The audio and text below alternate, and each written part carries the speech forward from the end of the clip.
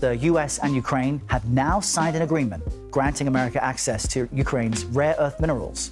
Ukrainian officials say this deal is a 50-50 partnership with no debt obligations for Kyiv either. Sure. And they all lived happily ever after and everyone clapped.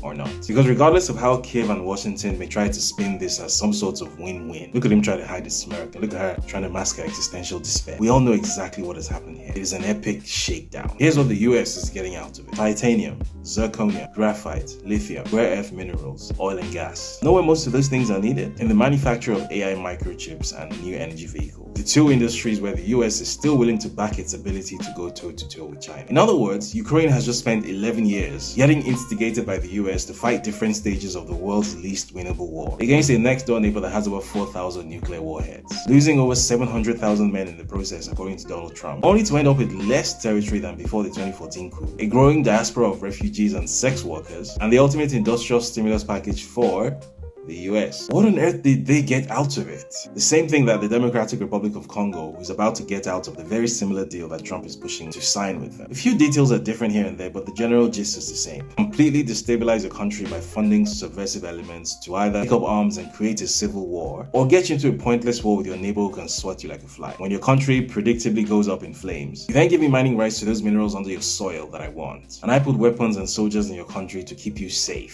from the war that I created and still sustain. You get what looks like protection, and I get what I want. Everyone goes home happy. It's exactly like what the New York Italian mafia used to do to small business owners.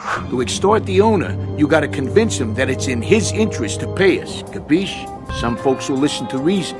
Others, well, you're gonna have to, apply pressure. Think about it, it's cheaper than building infrastructure in exchange for those resources like the Chinese do. Why should I bother trying to create a win-win when I can simply win and you can lose? Bear in mind, in both instances, I've made sure to install a hapless puppet without any grounding in diplomacy or geopolitics as the leader of the country with the resources that I want. So the guys in Europe get a comedian who used to dance on TV, and the guys in darkest Africa get a former pizza delivery driver who used to work at this pizzeria in Brussels. The comedian from Kiev tries his hardest to roleplay at being presidential, but he's still effectively a clown. While the pizza boy from Brussels doesn't even bother trying to roleplay, because he's also a clown, but not the funny kind. Now, smile for the camera and try to hide your existential despair. And on the plus side, hey look, I'm not racist anymore.